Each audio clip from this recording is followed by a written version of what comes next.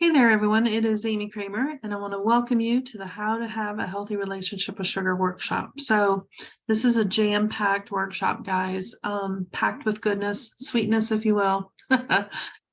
So you are going to want a notebook to make sure that you capture notes. Now, this workshop will be available to you via replay, so you can go back and watch it again. And then if you're watching it for the first time and it happens to be on replay or video recording, appreciate you joining in there as well. But make sure you've got pen, paper, because this is something that you will not want to miss. So let's go ahead and jump in. I first want to start all my classes with the same way, legal fine print, if you will. I am not able to advise or recommend you stop taking prescription medications. Only your provider and prescriber and doctor can do that for you and make updates to your care plan. I can help you be informed and offer suggested questions to make that conversation more to your needs and making sure all alternatives for health are considered for you. And any products that are recommended in my workshops, you can purchase through me. You just need to follow label instructions for dosages and frequency of taking them. I always offer my very best to you in these workshops, and it truly is a labor of love, if you will. I fully understand that you're here because you want to learn, and that's just an awesome environment to be able to share what I know with you in that setting. So this is purely for educational and personal use only, in a nutshell. All right, please do not share, redistribute, or publish materials that are offered to you in this class. Replays are for your personal use only and may not be shared. If you know of others who would benefit from this information, send them a link. They can register for an upcoming class. They can purchase this one like you did and get the information. And it allows them to get direct access to me for questions that they have as well. So I appreciate your support on that. It's just a little something I always have to mention, unfortunately, because we want to try and be helpful to everyone, but this is one of those situations where they really do need to work directly with me for this kind of information. So if you have not met me before, my name is Amy, and I am a natural health practitioner. I'm working on becoming a certified naturopathic doctor. And I just believe there's a better way for us to live that gives us more personalization in our healthcare and abilities to support our needs in a more natural way, not only ourselves, but our families, our pets, and those that we love and care about. This is something many of us have not experienced in traditional healthcare. And unfortunately, it really kind of limits the choices when you are in that situation because you don't realize all that is out there and available to you. And in a lot of times it's free and it can be self-administered. When healthcare focuses on the mind, body, and spirit as one whole and complete being, rather than just components when something is in pain, that's where we tap into our magic. Our bodies were made to self-heal, thrive, and produce and maintain health. They already know how to do that very well. Sometimes we just have to give it a little extra support to help there.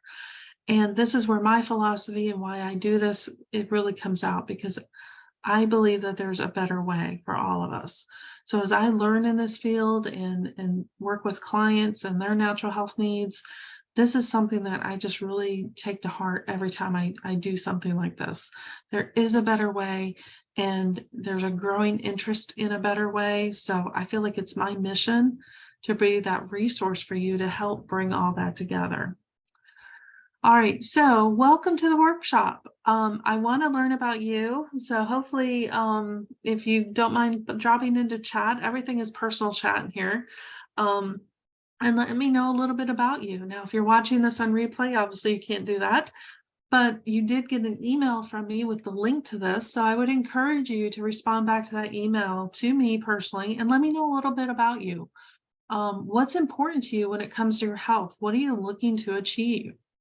And then I would really love to know why you came to this workshop. What about it spoke to you that, oh my gosh, I have to learn more about this topic?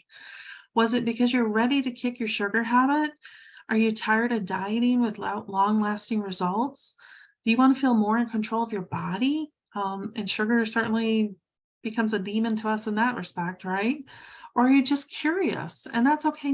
There's no right or wrong answer here, but I'm just deeply interested because not only this workshop, but others that I develop, it's important for me to understand why people make the decision to come to these type of activities. So again, if you're watching this on replay, just slip me an email with this. I would love to know so that I can be of help to you. All right, so let's get into this. Have you ever tried over and over and maybe over again to quit sugar addiction, to give up the sugar, whether it's real or artificial, but you always find your way coming back to it? Sugar's sneaky like that, isn't it? You know, you have the best intentions. Maybe you did a little sugar fast. I know a lot of us give up sugar for Lent even, or some other reason. We go on a sugar purge and we think we're going to be so good at this. And sooner or later, we all find ourselves back right there with the sugar in our life, right? Yeah. Here's the deal. There's always a reason for sugar. Always. It could be the holidays are coming up. It could be, you just have this need to feel close to your grandma and you've got her special cookie recipe, right? And it's just, some days grandma's cookies is what you need, right? There's a birthday, there's a wedding, there's a girls' night out where we're going to have margaritas that are filled with sugar. Maybe it's a romantic dinner and dessert with your sweetheart, right? I mean, come on, sugar is real and it comes into a lot of places in our life. Maybe even like really crappy Mondays and ice cream is like calling you. There is always a reason for sugar. It is unavoidable. And there's a reason for our mind and body to want it like it does sometimes. And we just really have to understand what that's about so that we can find different tactics to dealing with sugar, because avoiding it and never having another birthday without a birthday cake, oh my gosh, that breaks my heart to hear, right? So that's what we're here. We're going to figure this out, and I'm going to help you along the way with that. So what's in this workshop? We're going to cover a bunch. I'm going to tell you all about sugar and all its aliases, because this guy has a bunch of other names for it. We're going to talk a lot about what sugar does in a mind, body, spirit, right? It's not just a struggle to lose weight, guys. And then I'm going to tell you a lot about what causes sugar cravings. This is going to be surprising to a lot of you. And I think some really valuable information is going to come out to help you there. Then we are really going to talk about how we get a handle on our sugar. We're going to look at natural health support, and then I'm going to give you a lot of information about where to get help if you need it. Okay, so let's talk about sugar. This one has a whole bunch of aliases. Oh my gosh. It's like he's got fake IDs all over the place. So these are just it actually is a really robust list, but there's a lot more that sugar is just continually being renamed on products, because we all know we consume too much sugar. And so what manufacturers often do is they rename sugar to different aliases and to sneak it in there. And then that goes along for a good long time. And then people are like, oh, wait a minute, that's really sugar. And then they rename it again. So there's lots of names on here that are actually newer names when it comes to food labeling. And it's completely legal to do it. Okay, but in the end of the day, it is sugar. It is all just sugar. Now, the reason I gave you this alias list is, and this is a great one to kind of take a snapshot of, is when you are food labeling, right? You're looking at the labels on all the food you're buying. It's really good to be able to look at, is sugar within the first 5 ingredients of that product? If it is it a product that you should be consuming? Is it one that's going to add value to your health? And, sometimes yes, sometimes no, right? It really depends on where you are and what you're looking for in your products. But I think this is a great list. I encourage you to take a snapshot of it, save it in your phone. And the next time you're down those grocery store aisles, look at the labels and really kind of look at some of the ways that they describe sugar on our food. So again, there is sugar in almost everything we eat, particularly the processed foods. And it's amazing how much sugar we can consume in a single day and not realize it.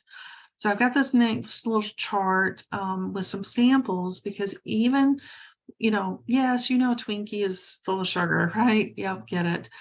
But there's other places where we think we're eating healthy, but we're actually consuming a bunch of sugar, right? That gets added in that makes that product taste good. Applesauce, right? Now, apples are good for you. There's a lot of reasons to eat apples. Applesauce is convenient. It tastes good. The kids love it. But notice how much sugar can be in a jar of applesauce. Um, white bread, we know that's another one that can have a lot of sugar involved. So it just really, again, kind of points to this need to be aware of where sugar is hiding in our day-to-day foods. Okay.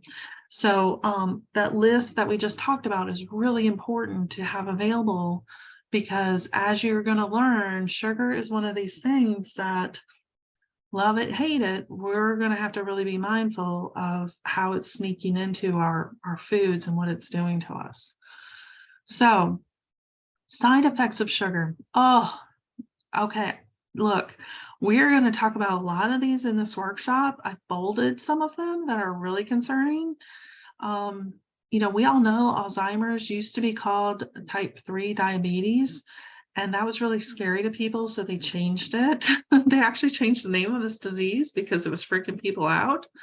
But Alzheimer's is one of those and dementia is one of those that started with imbalances of sugar. And I'm going to tell you how that came to be later in this workshop. But the Candida on the top of the second column and the Alzheimer's dementia, I want you to build a link there because I'm going to tell you what that relationship is later on.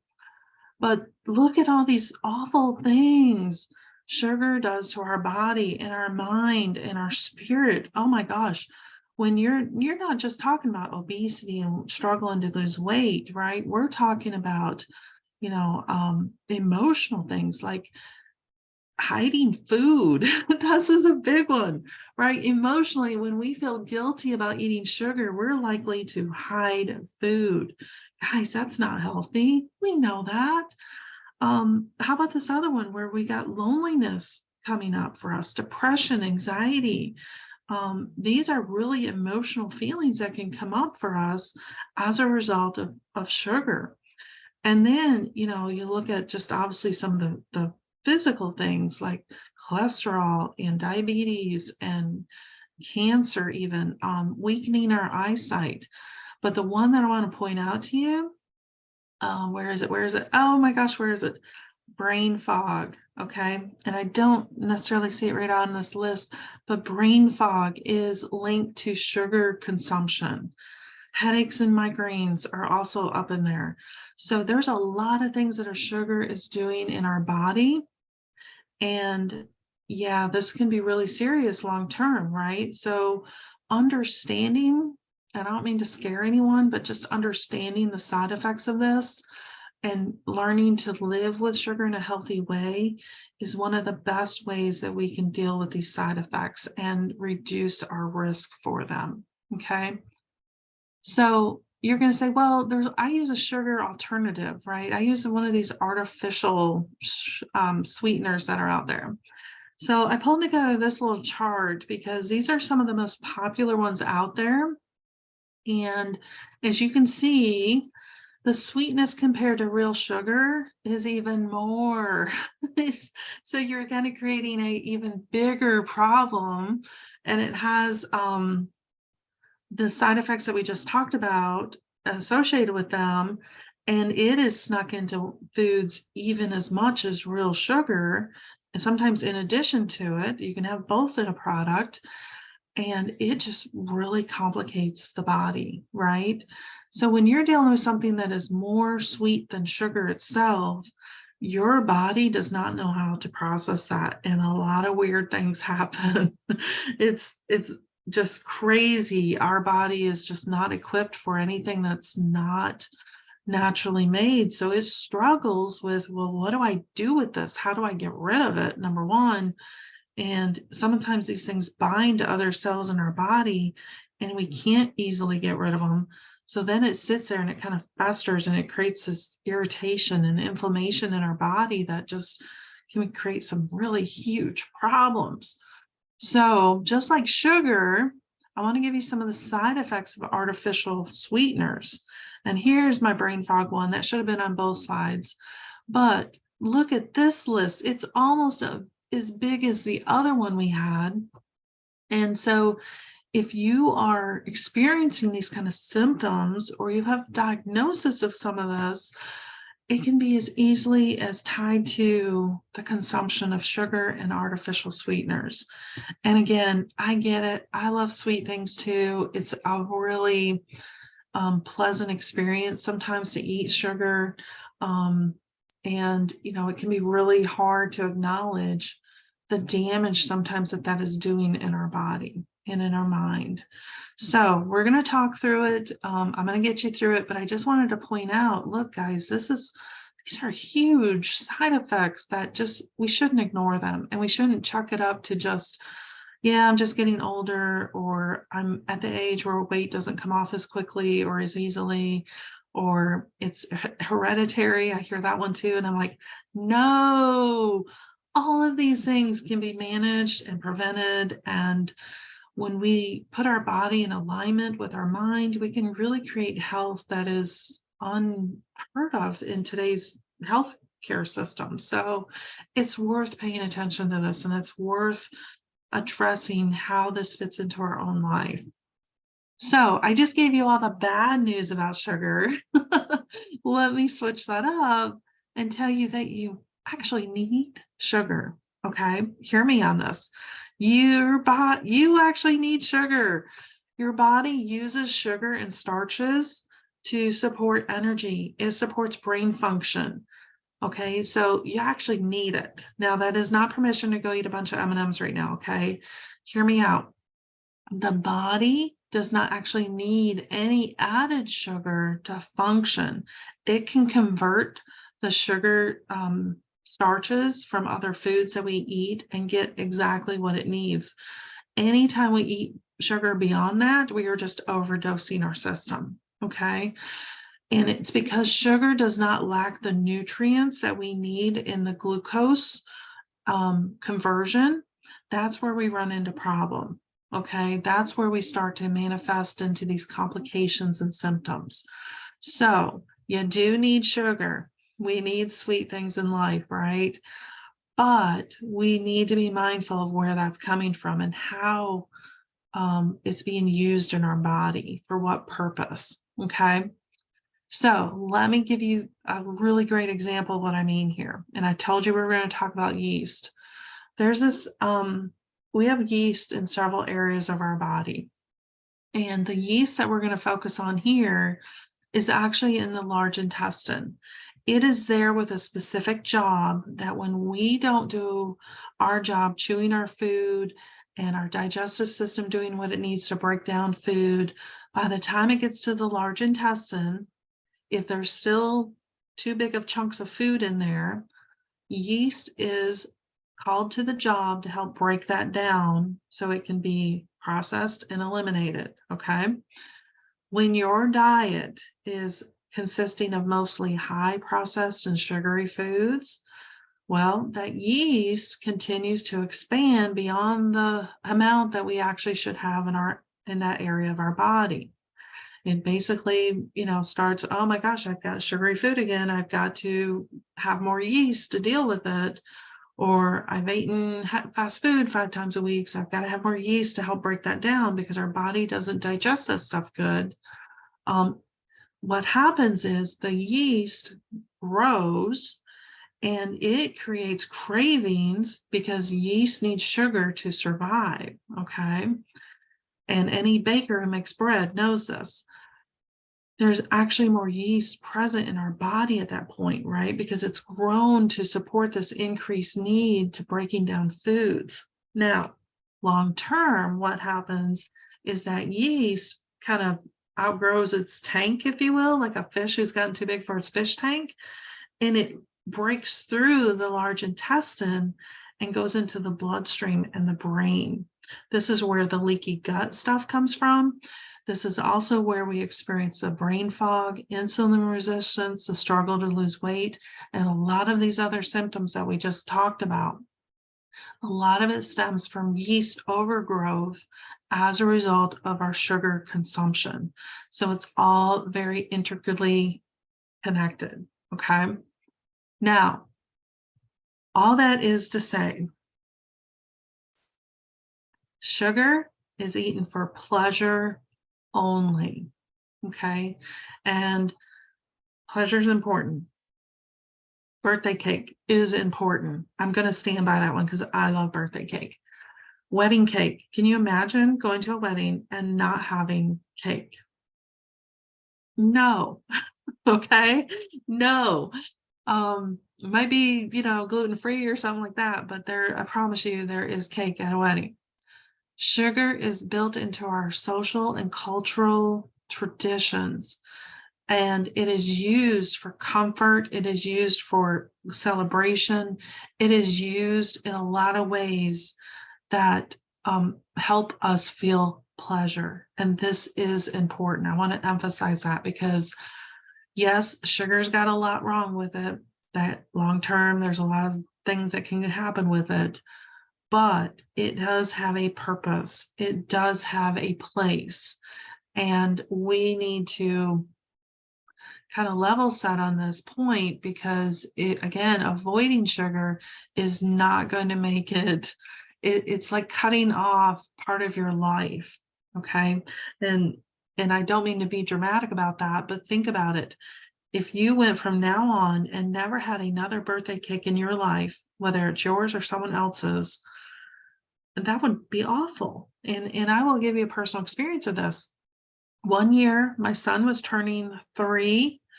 We'd adopted him at 2, so it was kind of his first birthday with us. And I was on a low carb diet. Okay. And I made him a Paw Patrol birthday cake. I didn't lick the batter. I didn't have any frosting because I was committed to this low carb eating way that I was doing. The day of his birthday, I sat there and ate green Jell-O while he had birthday cake. And it stuck with me. That isn't cool. That isn't what this should be about, right? And I don't want you to have that same experience. If you've had that, then I want to hear your story about it, to be honest, because this is where we really hurt ourselves emotionally, because food is a connection to other people. And it is for celebrations, it's for comfort, it's for a lot of things. Do not underplay the significance of that in your diet. So this is to say, food is not good or bad. Sugar is not good or bad. And every time we categorize sugar in this way, it's 100% linked to how we've been taught to diet. And it literally is destroying our relationship with ourselves and food. And it is the reason sugar is so mismanaged in our diets. Okay. It is 100% my belief this is where it came from. This is why we overconsume it. This is why we don't have an appreciation for it and a respect of the boundaries that we should have with sugar. So it's all good. We're gonna move past this. I'm gonna tell you how to break up with this diet thinking, but I wanted to link it all back to where this came from. All the things we've talked to this point in this workshop is because we have mismanaged our relationship with sugar and our respect for what role it plays in our life. It's no longer the special treat because every day we're consuming more sugar than we ever have before in our life, right? Prior generations did not consume sugar to this level. They still had sugar. It was all the things it should be, but there's just no break in it anymore, right? So let's kind of switch gears a little bit and talk about, well, why do I get sugar cravings? Now, I already gave you one reason, and that's the yeast. If you've got an overgrowth of yeast, that can cause the cravings, okay? And that's a physical response to a need that is going on in our digestive system. But there's something else at play here, and it does make up for the bulk of why we found ourselves with a yeast overgrowth in the digestive system. A sugar craving is a message from your emotional system. It's from your adrenals. Physically, it can signal certain things depending on the type of craving, like you could have a nutrient deficiency. You could be dehydrated. Again, you see the yeast on there. That could be the reason. Overconsumption, processed food diet, right? We talked about those too. But look at the emotional side, okay? Cravings for sugar can stem from these emotional needs. And when you don't address this because you're being hardcore on your diet, you are breaking the connection between your emotions, your mind, and your body. And that creates kind of that vicious cycle where you kind of feel like your body has no controls, right? When you crave sugar, that is all you think about. And any kind of stimulant works the same way, right? Whether it's coffee, whether it's working out all the time, whether it's working all the time at work, at your job. There's lots of ways this plays out, but for the purposes of this, we're going to, again, focus on sugar. And this is a really great one because, again, the more you neglect what your emotions are saying to you, the deeper we break that relationship within ourselves. Okay. And it just, oh boy, long term, that really creates some trauma for us that, we become kind of a broken person, if you will, right? So the other side of it is the more processed your diet is, and the more artificial foods and ingredients you eat, again, this is kind of going back to the yeast thing, it's the more sugar that you crave. But the other side of it is your taste buds actually get altered. Okay. They physically change and they kind of work against you, if you will, in telling you what tastes good and what doesn't.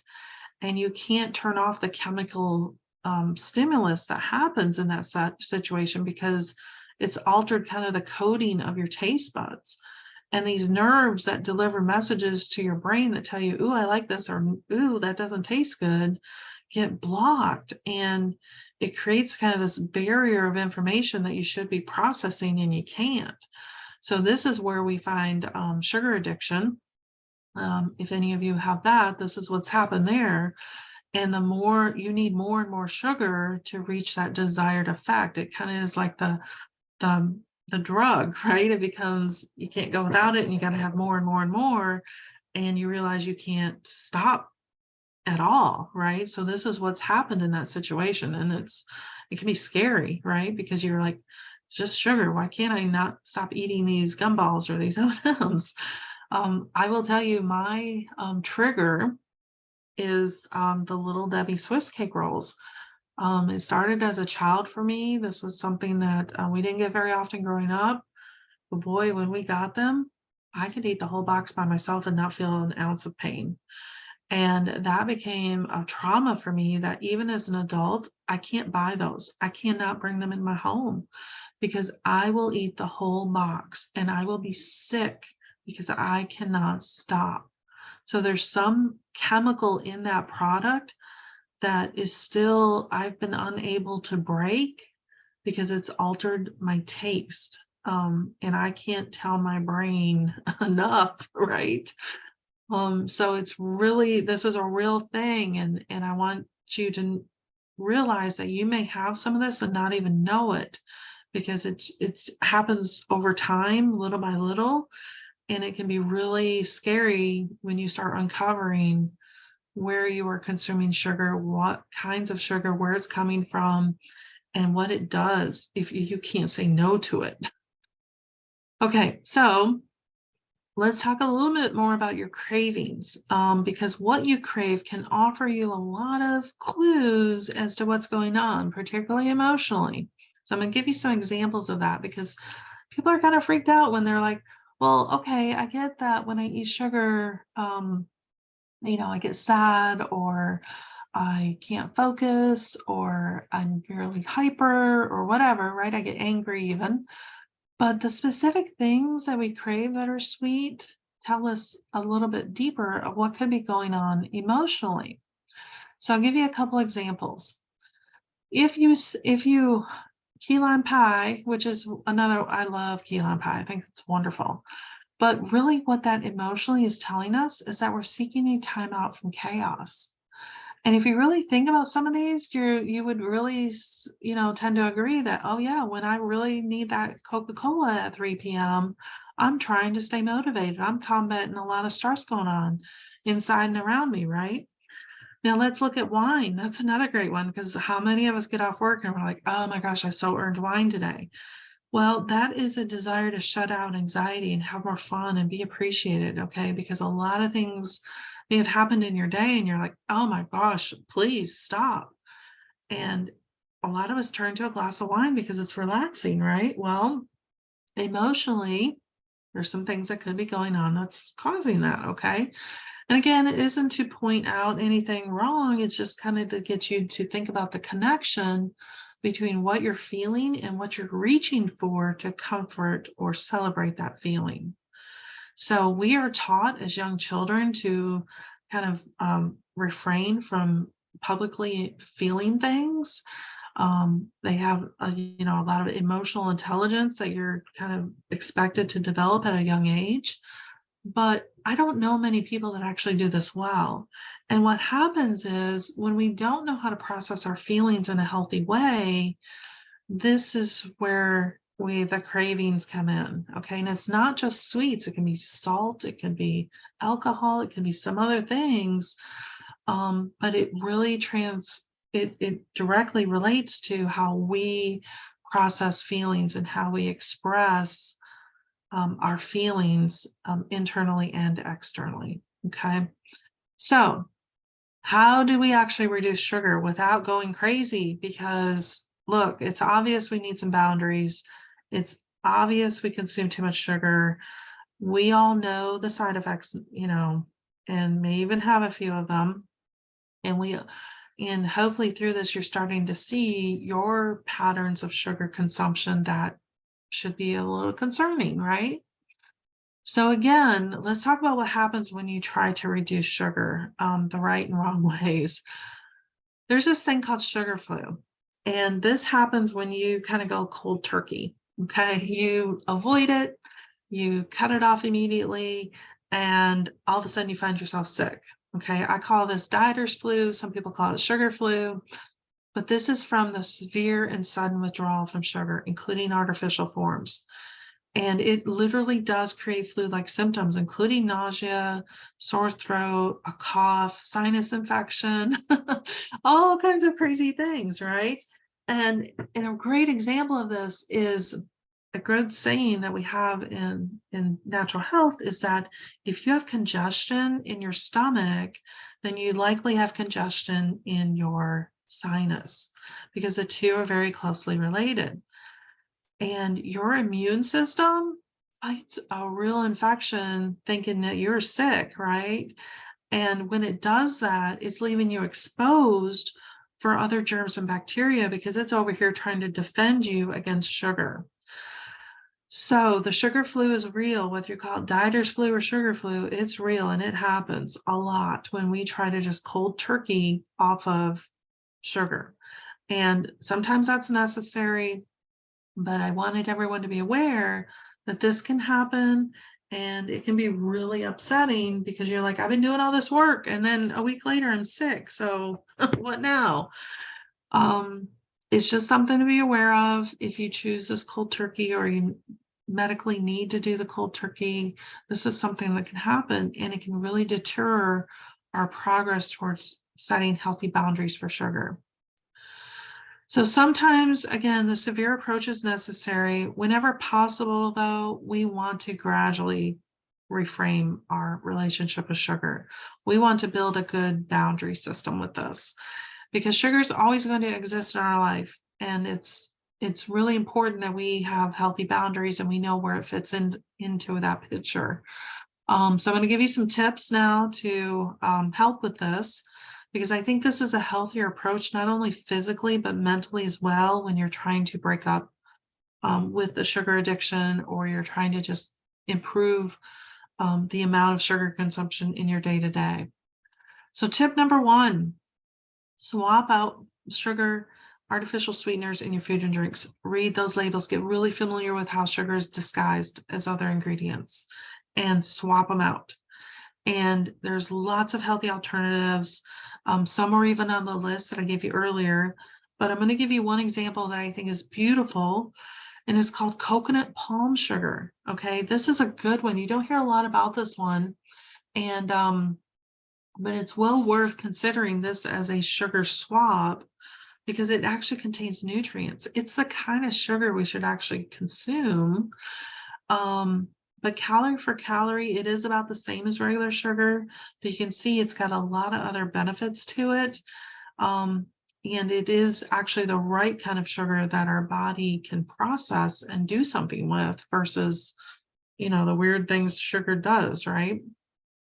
Honey is another one. So there's lots of other alternatives. Now, this is not an excuse to just go and replace sugar with coconut palm sugar. I am not saying that at all. But what I'm saying is, when you make a swap, then you make a conscious choice that where you do consume sugar, it is a good sugar that you can actually use. It's got nutrients, it's got antioxidants, it's got things that make sense for your body to have. And it's not just sugar. All right, and tip number two, increase your water. Now, this is a great, this is actually decent from the diet industry, but increasing your water to make sure that the sugar craving you have is not just from dehydration is a good one. Now, I recommend 50% of your body weight in good quality water every single day, because that is the ideal hydration level that we need to adequately function and support detoxification in the body. Now, that's a whole lot of water. So gradually build up to that, get consistent with it, and be good at it. Tip number three, decrease your glucose spikes. Every single time you eat, even if it's a healthy meal, you are going to have a blood sugar glucose spike. Here's a trick to this. 1 tablespoon of apple cider vinegar before meals. You can dilute it in water about 30 minutes before you eat. Take that, and it reduces the glucose spike. Also, if you watch or I follow Glucose Goddess on Instagram, she has a very specific way that she tells people to eat to reduce the glucose spike, because the more of these you have, that's where we start to see the tear down effects from sugar. That's where all the long-term effects come from. And her advice is eat your vegetables first, preferably raw. Then eat your proteins, because they take the longest to break down and digest. Then have your starches, okay? And then save any sweets that you want at that point for the very last thing you eat in the day, because you've filled up with all the other things you should eat during the day, and you still allowed yourself a treat, right? You've made it a treat. And if you want it, it's there, you've earned it, you can have it. And if you don't, okay, that's fine too, right? But that's her recommendation, to kind of keep the blood glucose more level in the body throughout the day, and still have that emotional aspect that sugar brings us. And my bonus tip for you, again, I kind of gave it away, but the Glucose Goddess trick for eating is to save the sweet for the very last in your day, okay? So let's revisit why you came to this workshop. Again, there's lots of reasons. I kind of picked the 4 that I would be like, well, this is why I would come to this workshop, because I deal with this stuff, right? And whatever that reason is for you, I want you to kind of revisit that from the beginning of this workshop and really think about, well, what did I want to gain from this information? So I'm going to now give you some natural health support for navigating the sugary world, and some recommendations that I have to help you achieve those results from what we just talked about and why you're here. So the first is, I am a Shape Reclaimed practitioner. So Shape Reclaimed, if you've not heard about this, is a nutritional approach for your body. And it helps you transition from a diet high in processed foods and sugar, and address inflammation that's caused by them. The side effect of Shape Reclaimed is losing weight for the majority of people. A lot of people do use it for losing weight, but that's really not what it's for. It does promote overall well-being improvements across mind, body, and spirit. It helps you build good relationships with food, and it helps you process and manage cravings, to understand what's going on with them and to manage them more effectively. And it gives you that longer term results that we need when we're looking at nutritional changes in our life. So Shape Reclaimed is actually a multi-phased process, and it starts with a 6-week duration. We can extend it if you need it, but most people, it's right around 6 weeks. You go through the first part of it. Then it's got another phase, a couple phases where we build the changes in the body from that detoxification that we did in phase 1. And then phase 3 is kind of an ongoing support as you need it. So this is a multifaceted program. It's very successful. It's at least 15 years on the market with people reporting really great results. The Shape drops are completely 100% natural. The other Shape products are completely natural, and they do not interfere with inflammation or blood sugar spikes. So it's really, this is an incredible program, and I'm super proud to be affiliated with being able to offer it. The next one is the doTERRA Meta PWR. I love this system, guys. This is a really good one, and I've used it personally myself for help with managing metabolism responses in response to sugar, because it actually helps with the conversion of sugar to energy, and it helps reduce those negative impacts after we've consumed sugar. So it kind of helps. It works hand in hand with dietary changes. It's convenient, it's easy to use, and I've seen really good results on this myself, but it is used when we're supporting healthy goals. We've got a plan we're working towards, and we're working towards building habits that fit our own life, right? So you can buy the products. It's $179 for the products you see in the picture. And then there's some add-ons that I added on this because I feel like a lot of people, what they end up doing is buying products and then you never use them, or you use them incorrectly or partially, you give up using them, right? And I that breaks my heart when I hear it, and I've certainly been guilty of it myself. But so what I've done is I've added some extra services on here into a little package so that if you choose this as the route you feel like you need to go, I've wrapped some support around it so you're not alone, and you can come to a good path going forward to make this work for you. The next one is I do offer a cravings consultation, and this is a service where you and I meet, we talk about your specific cravings. I help you decode what they are, if it's physical, if it's emotional, whatever it is, and we build a plan specific to you. And this initial consultation I offered for $49, and we build the plan. And then if you wish to continue working with me, there's package add-ons that we can do for that. But it helps at least give you a roadmap so that you can move forward with the right choices for you. And then there's lots of homeopathic support. I really love my DesBio partner here. They have some incredible products that support us on an emotional and physical level. These are completely customizable. A lot of times I will offer them after we've done a consultation for cravings, because we really dig into what's causing it, and then I can support you homeopathically to help build the support you need to dealing with the cravings.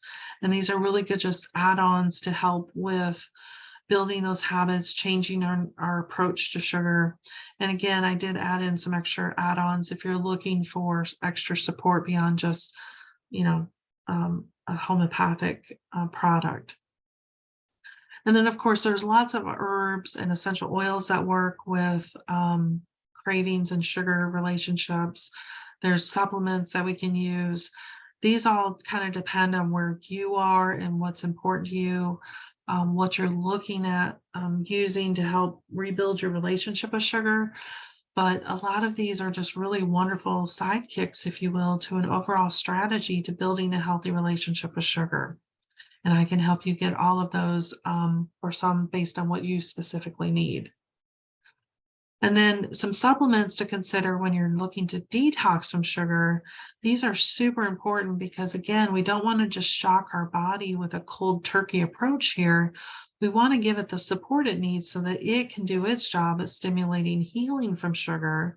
So these are just really good supplements to use when you are considering how to break up with sugar, how to detoxify from the effects of it, and start building a healthier approach with sugar moving forward. Again, all of these I have access to, and I'm happy to help you get the ones that you need. Now, if you're just looking, for help in general, whether it's sugar or something else, I do offer holistic health sessions with me. We do a consultation, a complete assessment on you. We look at your specific needs, and we look at how to build an approach for you that helps get you moving in the right direction to improving your health. Now, I do offer individual sessions at $79, or you can buy a package of 3 of them and have a little savings there, buy them as a bundle. Now, your next steps is to decide what you need to do here, right? So assess what's going on in your health, describe your goals and what you're really looking to achieve here. Go back to why you came to this webinar and really look at that reason and assess what's going on, what called you here, and what do you want to do about that? What's important to you right now? And then decide your method for going forward, and then reach out to me for help. I am more than happy to help you achieve your health goals. Now, I want to help you get the support, the products, the services that you need to be successful. If there's something in this workshop that came to you, then you're like, I need help, please reach out to me. This is my email address. You can reach out to me there. And if you go to my website, dragonspinapothecary.com, you can book the services directly from my website and schedule the time that works most conveniently for you. So I want to thank you for coming to the workshop. I would love your feedback on the information provided here. And I want to give you a little sneak peek at something, if you will.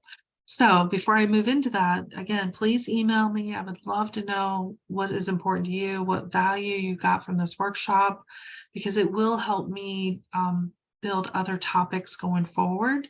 And certainly if there's a topic that you feel like would be beneficial for you, let me know. I'm happy to explore that to see if I can turn it into a workshop for you. Okay, so let's talk about spring. Right now it's February, and if you're watching the recording, you may already know this is available, what the sneak peek is. But for those of you watching it live right now or in the February during replays, I want to tell you what I'm doing. So I'm working on my next workshop, and this one's going to come out late March, early February, right about the time when we're starting to get warm outside and people are starting to think about summer vacations and spring break and all the fun things we do outside. Okay, what's a big part of that? Water, right? Everyone's thinking about going to the beach, playing in water, going in the pool, right? So the next workshop I'll be offering here in a few weeks is how to get swimsuit ready without severe dieting. Guys, one of the stats that I pulled up in building this webinar was that most of us spend more time shopping for a swimsuit than we do our wedding dress. Let that sink in a moment. This is a traumatic shopping experience. So people would rather shop for their wow, I was blown away by that. Okay.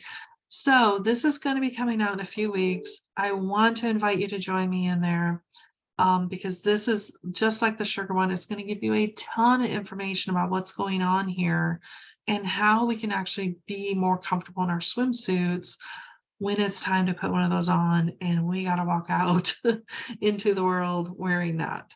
So look for information about this coming soon. I want to thank you for coming to this workshop tonight. If there's anything I can help you with as a result of it, let me know. And I hope this was meaningful and valuable to you. Have a great evening.